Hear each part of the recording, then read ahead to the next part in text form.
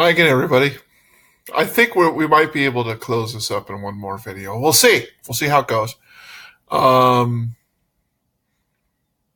this is the For Organization's Sake series. And going to click. Oh, wait. No, I'm not. I'm not going to do anything. We're just going to keep on going. Here's we talk about life cycles a lot, and there's a lot to management in life cycles. Good management understands life cycles in everything. Everything has kind of a life. Somebody realized this, and it became this big thing, and we started trying to manage all this. And as usual, we got to the point where we managed it too hard, and it gets weird. Can I tell you that all the computers that I use at home, except for this little Chromebook that I'm using here, which is considered by most people a toy, is leftovers. They are forgotten, unwanted toys. Remember that thing? What was it? Rudolph the Red-Nosed Reindeer. The Rankin Bass kind of animated version of Rudolph the Red-Nosed Reindeer, and he went off to the Isle of unwanted toys, and that's what all my computers are. All the computers I use to compose, they're all terribly, terribly old, long past their official lifetime, yet they continue to serve me well. I've thrown away countless close computers that were perfectly fine, still work just fine. Everything about them was okay. Little bits and pieces would be broken that you could replace with something else. That's all right. But still perfectly serviceable, but I just got rid of them because I didn't have room for them. I just didn't need them. I'm down to having like 5. And 3 of them stay off all the time. Very occasionally do I ever turn them on. Anyway, the ultimate life cycle, let's go back to this, because it really has to do with what becomes important to you at certain phases of your life.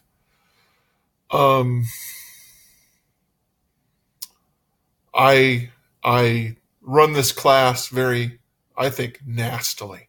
I think I'm quite nasty about it. It's purposeful, but I don't personally believe in the purpose of it being this way. That we just grind, beat. And but that's because we're trying to get you ready for the situation that you say that you're training for.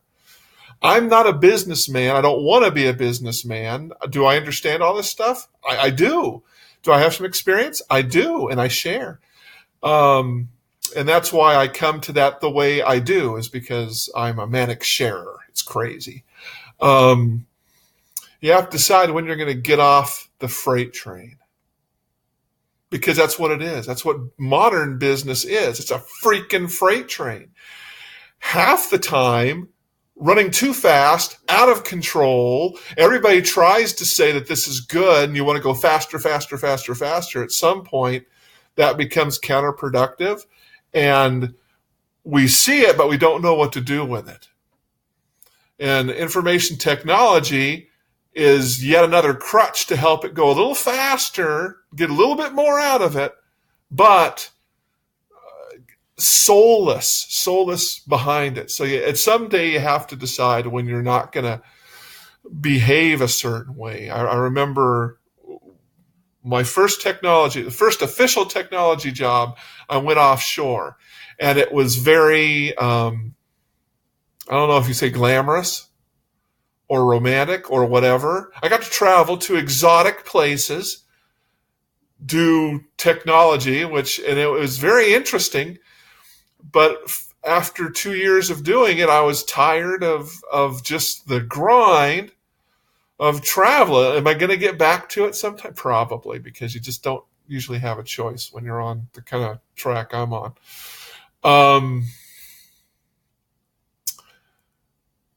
but I needed to change, so I did something else. I returned to my roots back in home economics.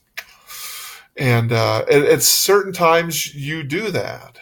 I'm going to give you a few examples of circumstances, organizations. Sadly, these are all from the past. I don't know how we do this in the future except to stay small and specialized and really service your customers well. If you service your customers decently, you tend to keep them. At least the decent customers worth keeping. Sometimes your product stops mattering. That's part of the life cycle. Sometimes it had a purpose and then it stops. Let me talk to you about something really fascinating. It's called Checker Taxi. This was an organization. They actually built cars. Now, they actually ran taxi services as well. They didn't just make the cars. If you look back at older movies, all the taxis look the same. You want to know why? Because they all were manufactured by the same company. Really didn't sell to the public very much. They tried a couple of times, and it didn't take people. These were stodgy kind of, they were taxi cabs. And Checker Taxi made these things from the 40s up until the 1980s. People are so impressed that actually it continued into the 90s. They were still stocking parts for this. The great wonder of it was that you could buy one taxi and you could get the parts for it ad infinitum, for practically forever, stretching out the life cycle of this car. They did a good job. It wasn't that these were fantastic, amazing cars. They just made a commitment to stocking parts for them and keeping them going. And so a lot of taxis looked the same way. When you would go and hail a taxi, you were basically hailing a checker. And that's a testament to its longevity, was the fact that they started building them in like the 40s, and it ran all the way up until into the 90s. So that's 50 years.